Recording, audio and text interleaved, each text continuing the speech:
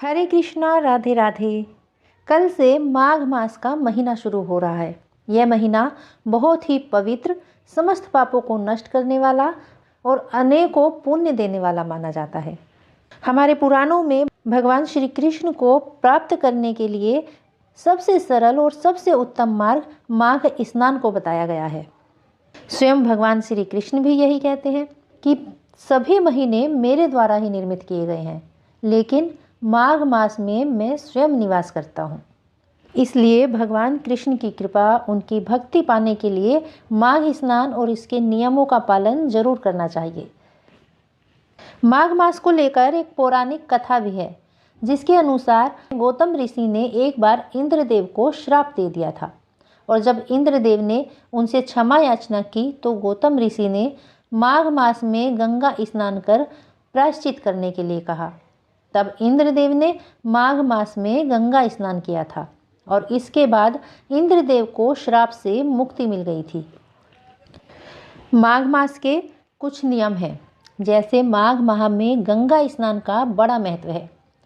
गंगा स्नान या फिर आपके आसपास हमारी पवित्र सप्त नदियों में से जो भी नदी हो, इस महीने में उसमें स्नान अवश्य करना चाहिए।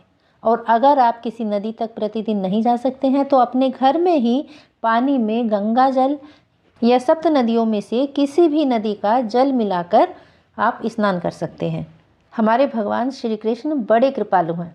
अगर आपके पास गंगा जल भी नहीं है तो आप पूरी श्रद्धा और सच्चे भाव से नहाते समय हर हर गंगे का जाप भी कर ले तो भी आपको गंगा स्नान का पुण्य मिल जाएगा। माघ के महीने में गीता का पाठ भी रोजाना करना चाहिए। ऐसा करने से भगवान विष्णु का आशीर्वाद मिलता है और जीवन में सुख समृद्धि बनी रहती है।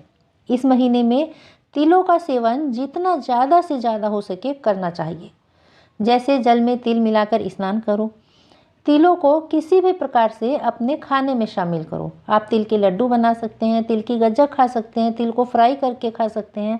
कहते हैं माघ के महीने में ज़्यादा से ज़्यादा तिल का सेवन करने से शरीर निरोगी होता है। साथ ही इस महीने में तिल का दान भी बहुत महत्वपूर्ण है। माघ मास में गर्म कपड़ों और तिल का दान करना बहुत लाभकारी होता है। कहते हैं माघ मास में शनि अपनी राशि परिवर्तन करते हैं, तो ऐसे में इन चीज़ों का दान करना बहुत शुभ फलदायी होता है। शनि का अशुभ प्रभाव दूर रहता है। इसके अलावा घी का दान करना भी बहुत अच्छा माना जाता है। माघ के महीने में सूर्य देव को जब आप जल अर्पित करते हैं तो उसमें भी थोड़े से तिल डालकर सूर्य देव को जल अर्पित करें। इस महीने में आप गुड़ और गीता का दान भी कर सकते हैं। माघ मास में प्रतिदिन तुलसी की पूजा जरूर करनी चाहिए, क्योंकि माघ मास स्वयं भगवान श्री कृष्ण के समान ही है और भगवान श्री कृष्ण की पूजा तुलसी पूजा के बिना अधूरी ही रहती है। तो माघ के महीने में सुबह शाम तुलसी जी के आगे घी का दीपक जरूर जलाना चाहिए। इस प्रकार माघ के महीने के बहुत ही सरल और बहुत छोटे छोटे नियम हैं, जिन्हें आप आसानी से निभा सकते हैं और इन छोटे छोटे नियमों से आप बड़ी आसानी से भगवान श्री कृष्ण की कृपा, उनकी भक्ति प्राप्त कर सकते हैं।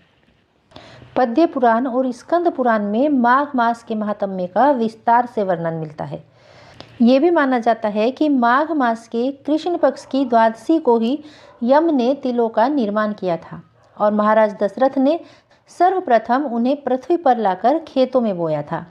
इसलिए माघ कृष्ण द्वादशी को उपवास रखकर तिलों का दान करना चाहिए और तिलों को ही खाना चाहिए।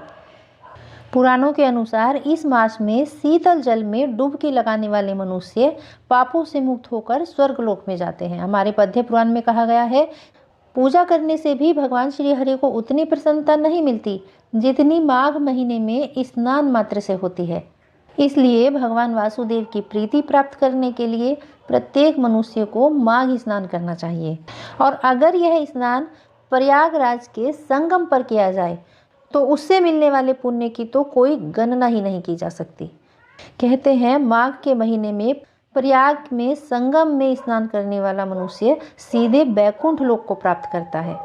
माघ के महीने में स्वयं ब्रह्मा, विष्णु, महादेव, रुद्र, आदित्य और मरुदगण भी प्रयागराज के यमुना के संगम पर गमन करते हैं। इसलिए माघ मास में प्रयाग संगम तट पर कल्पवास करने का विधान है।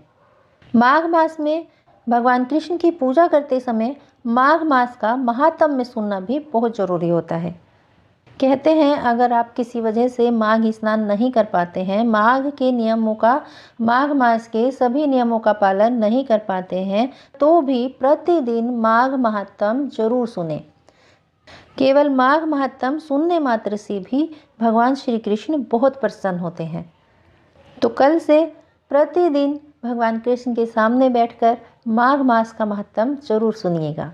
हमारे चैनल पर भी कल से माघ मास महात्म्य में प्रतिदिन सुनाया जाएगा।